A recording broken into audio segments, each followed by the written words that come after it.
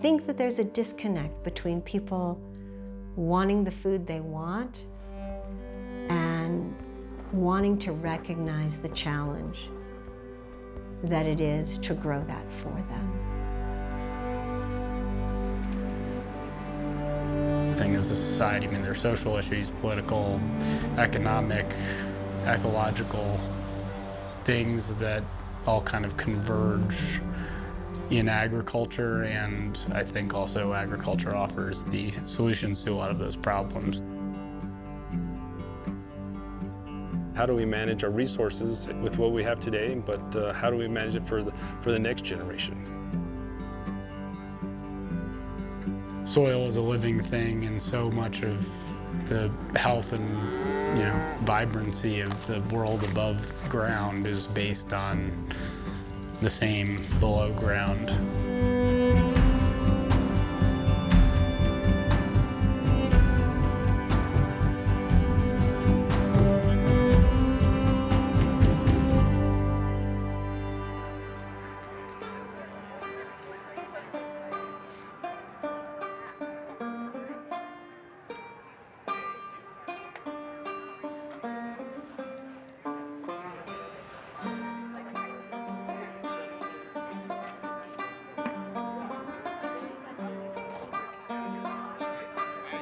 I'm passionate, first and foremost, about growing wonderful food for people.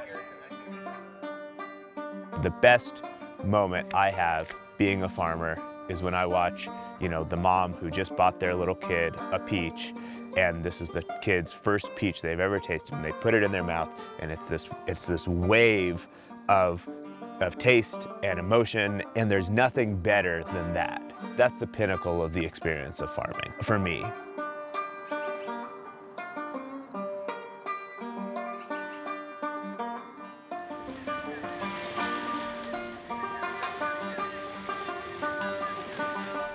I'm passionate, secondly, about what are the natural resources that we need to be able to do that successfully, and water and soil are sort of the two most critical.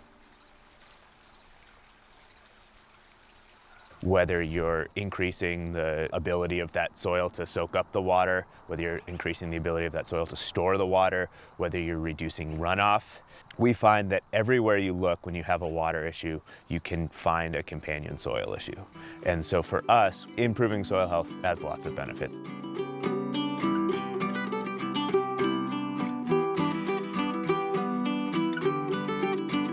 These teeny tiny living things under the surface that are like livestock as well. So that's what I kind of try to picture with soil health is I'm not just taking care of the livestock that I see above ground, these big giant animals, but also the livestock underground and what do they need.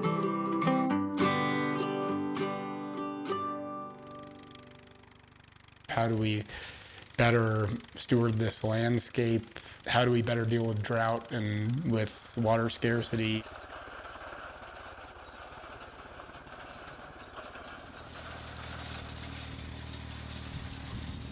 We talk a lot about the power of regenerative agriculture to sequester carbon kind of more holistically when you look at ecosystem function. Focusing on soil health and ecosystem health, emerging from that, you have more efficient cycling of water, of nutrients, more biodiversity, better wildlife habitat. So these things emerge from that.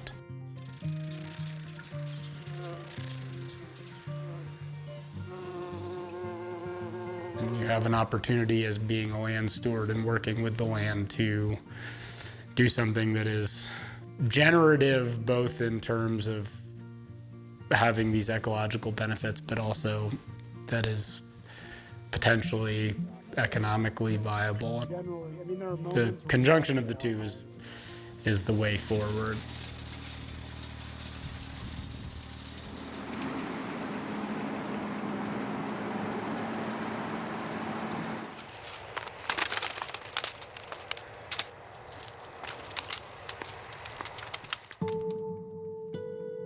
As long as we're changing and adapting. It's not important to me how we label it, what we call it, as long as we're moving and advancing forward. And a part of that too is looking at the obstacles. What are the obstacles from farmers adopting, quote unquote, soil health practices?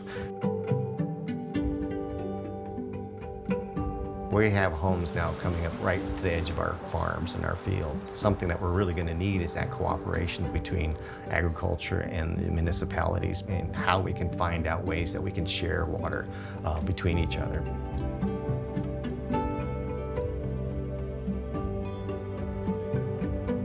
It's about knowing your farmers, your ranchers, your friends, those in the agriculture community, those who continue to put food on your table, and those who want to make a difference, not only today, but for tomorrow too, and for the next generation.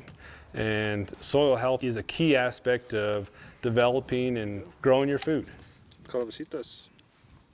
It started with farmers and ranchers, but also conservation districts and the Department of Ag, all coming together and collaborating on what is needed. I think that START program will not only benefit those who are farming now, but also that next generation and continue to thrive in agriculture.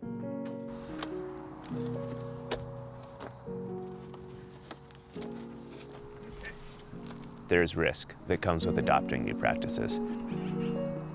You begin increasing the variables. You begin increasing the things that could go wrong. This is a thin margin business. I think it's really important in Colorado that we are incentivizing these programs. I think that the water and soil issues that we face are so in front of our faces that when we can create not only educational resources, but financial resources too to help people adopt some of these practices, it's really important. We are an arid state. We are part of a much bigger system that is slowly becoming less reliable, not so slowly anymore, quickly becoming less reliable in terms of its water supply. So we've really had to, over the years, figure out what are the soil health principles that work in the overall system and will do something like help us increase water retention, but also what are the soil health principles, or what are the principles in general that really help us focus on creating a commercially viable crop.